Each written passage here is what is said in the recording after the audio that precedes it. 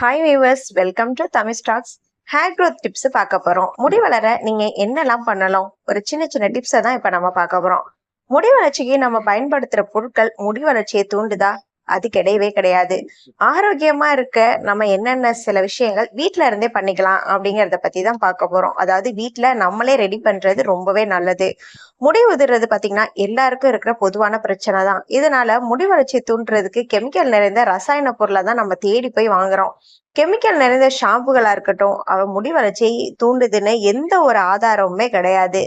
நம்முடைய தலையில உள்ள ஒவ்வொரு மைல்கால்களும் முடியில வேர்களுக்கு தேவையான ஊட்டச்சத்துக்களை கொடுக்குது. எனவே முடி வளர்ச்சியை தூண்ட நினைக்கணும்னா நம்ம அறிவியல் பூர்வமா சில விஷயங்களை பண்ணணும். அதாவது நான் சொல்ற மாதிரி வீட்லயே சின்ன சின்ன எண்ணெய்கள் ரெடி பண்ணிட்டு நம்மளே யூஸ் பண்ணோம்னா இந்த மாதிரி முடி கொட்டுறதா இருக்கட்டும், அந்த மாதிரி எந்த ஒரு பிரச்சனையும் இருக்காது. உச்சந்தலையில ரத்த ஓட்டத்தை அதிகரிக்க மசாஜ் செய்யறது ரொம்பவே அவசியம்.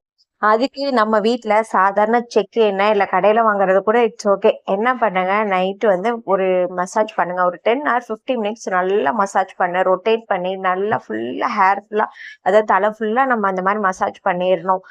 மசாஜ் பண்ணிட்டு நைட்டு படுத்துட்டு காலையில வாஷ் பண்ணீங்கன்னா உங்களுக்கு நல்ல ரிசல்ட் கொடுக்கும். அப்படியே லூஸ் ஹேரா போட்டு நைட்ல தூங்கவே கூடாது, அது ரொம்பவே முக்கியம்.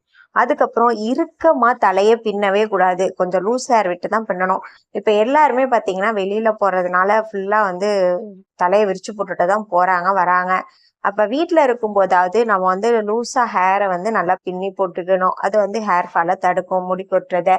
அதுக்கப்புறம் பாத்தீங்கன்னா ஒரு 2 மாசத்துக்கு ஒரு தடவை நுனியில முடியெல்லாம் சின்ன சின்னதா இருக்கும் பாத்தீங்களா, நீட்டிட்டு அந்த மாதிரி குட்டி குட்டி ஹேரை கட் பண்ணி விட்டுறணும். அப்பதான் வளர்றதுக்கு அது ரொம்பவே இருக்கும். ஏன்னா உடஞ்சிருக்கும் அந்த முடியெல்லாம். அப்ப அதை நம்ம கட் பண்ணி விட்டுறோம்னா நமக்கு ஈஸியா வளர்றதுக்கு அது ஒரு ஹெல்ப்ஃபுல்லா இருக்கும். அதுக்கப்புறம் பாத்தீங்கன்னா ஷாம்பு, கெமிக்கல் நிறைந்த ஷாம்பு யூஸ் பண்றதை ஸ்டாப் பண்ணுங்க. சீயக்காய் அந்த காலத்துல யூஸ் பண்ணாங்க, அதெல்லாம் ரொம்பவே நல்லது. அதுல நிறைய இன்கிரீடியன்ட்ஸ் எல்லாம் போட்டு நல்லா நம்ம வீட்டுல ப்ரிப்பேர் பண்ணி வச்சுக்கிட்டோம்னா ரொம்பவே நல்லது. அது வேணும்னு நினைக்கிறவங்க எனக்கு கமெண்ட்ல சொல்லுங்க. அதெல்லாம் யாருங்க வாங்கி அரைச்சி ரெடி பண்ணி தலையில தைக்க போறா அப்படின்னு நீங்க நினைச்சீங்கன்னா கண்டிஷனர் யூஸ் பண்ணுங்க. அதுவும் கெமிக்கல் இல்லாத நல்ல பிராண்டடா நல்லதா பார்த்து கண்டிஷனர் யூஸ் பண்ணுங்க. வாரத்துக்கு 2 தடவை யூஸ் பண்றது நல்லது. அதுக்கப்புறம் இன்னொரு டிப்ஸ் பார்க்கலாம். என்னன்னு பாத்தீங்கன்னா கருவேப்பிலை, வெந்தயம் இது எல்லாம் நல்லா அரைச்சி வச்சுக்கிட்டு தேங்காய் எண்ணெய் லைட்டா காய்ச்சிட்டு, அதாவது ரொம்ப கொதிக்க விடாம மீடியம் சிம்லயே வச்சு அதுக்கப்புறம் இதை போட்டு நல்லா காய்ச்சி ஒரு 15 மினிட்ஸ் 20 மினிட்ஸ் காய்ச்சி வடிகட்டி வச்சு அந்த எண்ணெய் மசாஜ் பண்ணா ரொம்பவே நல்லது, சீக்கிரம் க்ரோத் ஆகும். இன்னும் அடுத்தடுத்த டிப்ஸை நம்ம சேனல்ல தொடர்ந்து பாருங்க. பிடிச்சிருந்தா லைக் பண்ணுங்க, ஷேர் பண்ணுங்க, மறந்துடாம சப்ஸ்கிரைப் பண்ணுங்க, பெல் ஐக்கானை கிளிக் பண்ணுங்க.